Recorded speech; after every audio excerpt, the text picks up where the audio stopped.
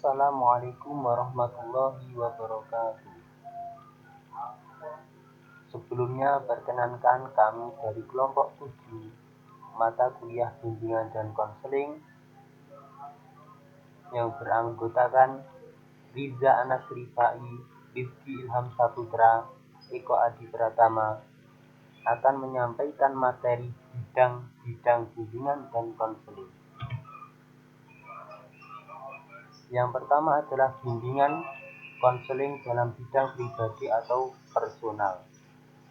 Bimbingan pribadi adalah bimbingan yang dilakukan untuk membantu konseling atau siswa dalam memahami keadaan dirinya, baik fisik maupun psikis, memahami akan makna diri sebagai makhluk Tuhan, serta memahamkan akan segala kelebihan dan potensi diri yang dimiliki demi mencapai kualitas hidup yang lebih baik.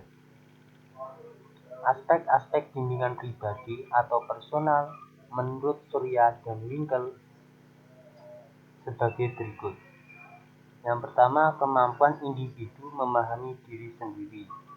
Yang kedua, kemampuan individu mengambil keputusan sendiri. Yang ketiga, kemampuan individu memecahkan masalah yang menyangkut keadaan batinnya sendiri, misalnya persoalan yang menyangkut hubungan dengan Tuhan. Tujuan bimbingan pribadi atau personal.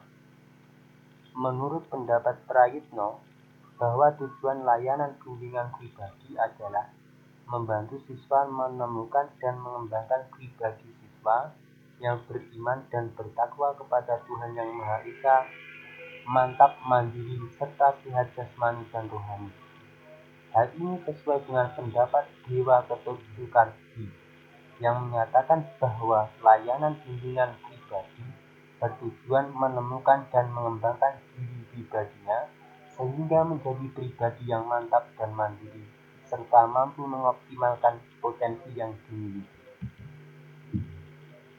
Fungsi bimbingan pribadi atau personal.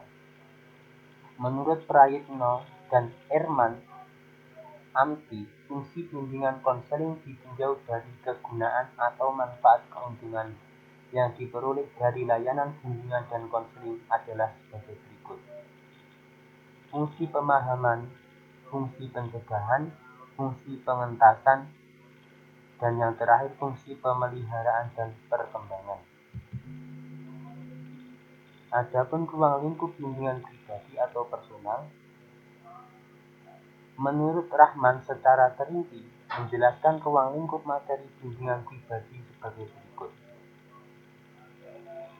Yang pertama, pemantapan sikap dan kepribadian yang agamis yang senantiasa mendekatkan diri kepada Yang Maha Kuasa melalui kualitas iman dan takwa. Agama selalu menjadi kendali utama dalam kehidupan utama manusia.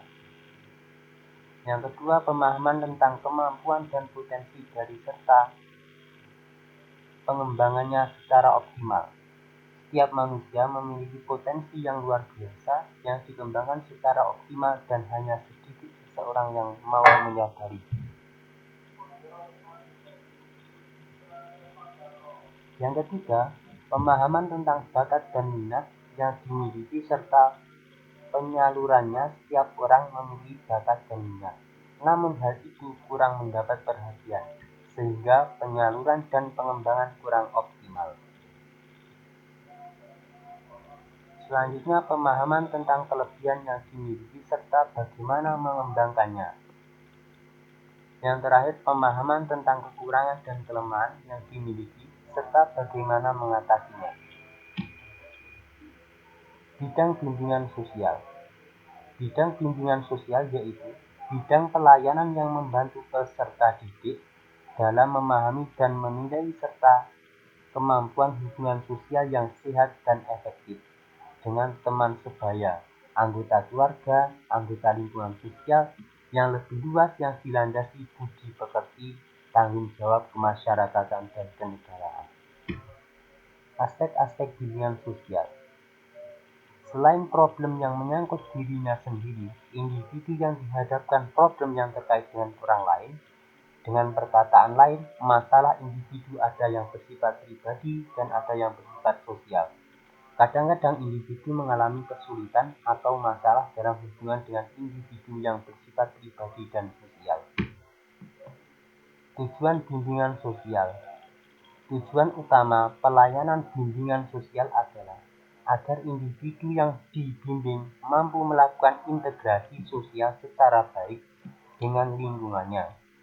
Bimbingan sosial juga bertujuan untuk membantu individu dalam memecahkan masalah dan mengatasi kesulitan-kesulitan dalam masalah sosial sehingga individu dapat menyesuaikan diri secara baik dan wajar dalam lingkungan sosial. Ruang lingkup bidang sosial. Pengembangan dan pemantapan kemampuan berkomunikasi dengan baik melalui ragam lisan dan tulisan secara efektif. Pengembangan kemampuan bertingkah laku dan berhubungan sosial dengan menjunjung tinggi tata krama, sopan santun, nilai-nilai agama, adat, peraturan, dan kebiasaan yang berlaku. Pengembangan dan pemantapan hubungan yang dinamis, harmonis, dan produktif. Pengenalan, pemahaman, dan pemantapan tentang peraturan, kondisi dan tuntutan sekolah, rumah, dan lingkungan, serta upaya dan kesadaran untuk melaksanakannya secara dinamis dan bertanggung jawab. Pemantapan kemampuan menerima dan mengemukakan pendapat secara berargumentasi secara dinamis, kreatif, dan produktif. Orientasi tentang hidup berkeluarga. Selanjutnya, bidang bimbingan akademik. Bimbingan yang diarahkan untuk membantu para individu dalam menghadapi dan menyelesaikan masalah-masalah akademik. Tujuan bimbingan akademik, siswa dapat merencanakan kegiatan penyelesaian studi, perkembangan karir, serta kehidupan di masa mendatang, mengembangkan seluruh potensi dan kekurangan yang dimilikinya, menyesuaikan diri dengan lingkungan pendidikan, masyarakat, serta lingkungan kerjanya, mengatasi hambatan dan kesulitan yang dihadapi dalam studi, penyesuaian dengan lingkungan pendidikan, masyarakat, maupun lingkungan kerja.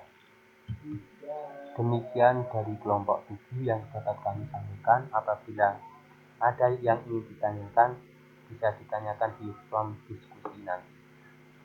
Sekian dari kami kelompok 7. Ada kurang lebihnya mohon maaf yang sebesar-besarnya. Akhirul wabillahi taufiq wal hidayah. Wassalamualaikum warahmatullahi wabarakatuh.